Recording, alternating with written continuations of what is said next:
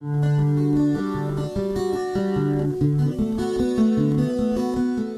I've had someone ask me, why don't I just use a Dremel Moto tool and just grind this off? And I've tried that before, and I've ended up messing up quite a few pieces of track because it's just a lot more difficult to control with a grinding wheel. And plus it tends to overheat the metal if you're not careful, so I'm kind of like, I prefer a slower approach, a slower methodical approach to filing my turnouts. So it takes a little bit more time, but I feel like I have more control over what I'm doing this way than using a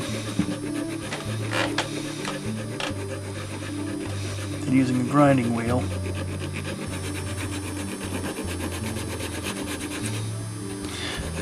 So I want to take about a good 2.5 inches off.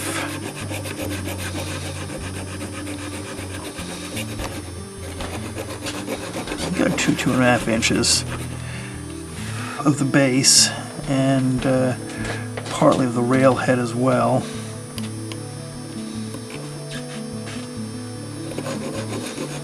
Yeah. Get my broad flat file out. Start taking some serious metal off here. And essentially what I'm doing, here, let me draw quickly using my chalk pencil and a piece of paper.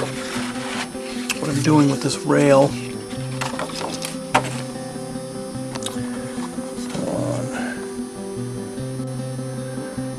alright, let's say this is the top of a rail here.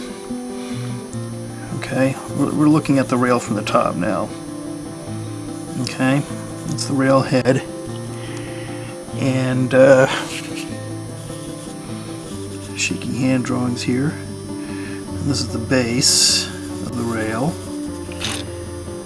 We'll look at it that way.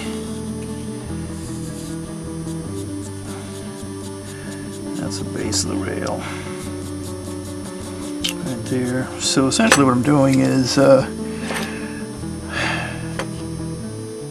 grinding, okay, taking this part off here and part of the rail head.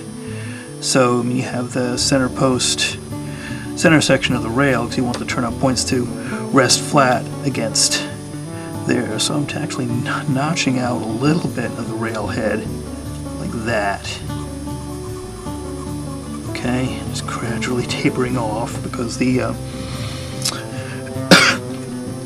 actual point is going to taper away from the base. So this is what I'm taking off here. Now if we look at a rail profile, like that, let's see how good or bad a profile I can do. So-so. There we go. So if you're looking at the rail head on, I'm essentially getting rid of this. Getting rid of that, getting rid of that. Okay? My rule of thumb is whenever, whether you're using a grinding wheel or filing it by hand, if you're going to make a mistake in how you cut it, it's always better to err on the side of taking a little bit too much off that way. Because what you want the point to fit up tightly up against the top of the rail. So if you do it the other way, take it off like that, you're going to have a gap because the bottom of the point is going to hit.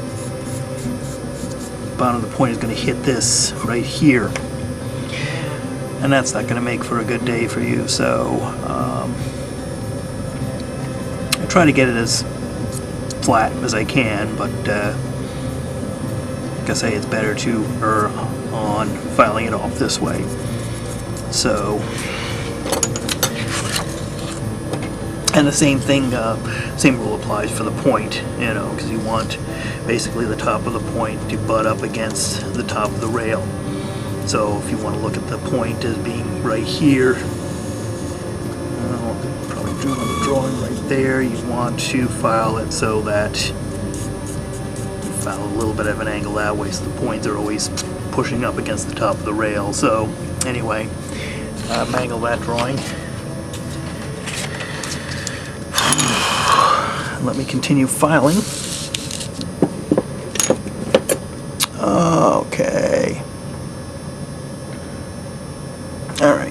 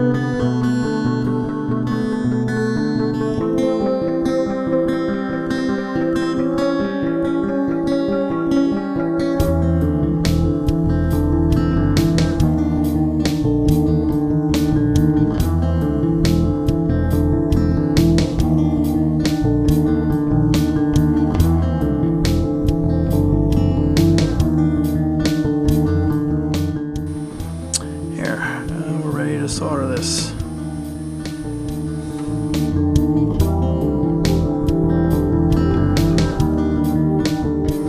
There. I'm going to turn out this template I have here. This is the only time I'm really going to use the template as, how to say it, as an exact guide, because I just want to get the stock rail to follow the curve of the rail here in the template. Once I get this soldered in place, everything else is going to be measured relative to the stock rail. So if I get this one exact, everything else will follow. So, and all the other rails may not match up exactly on the template, but that's fine. I just want to use the template to give me the general curvature of the turnout, where the frog's located, and for the initial soldering of the stock rail.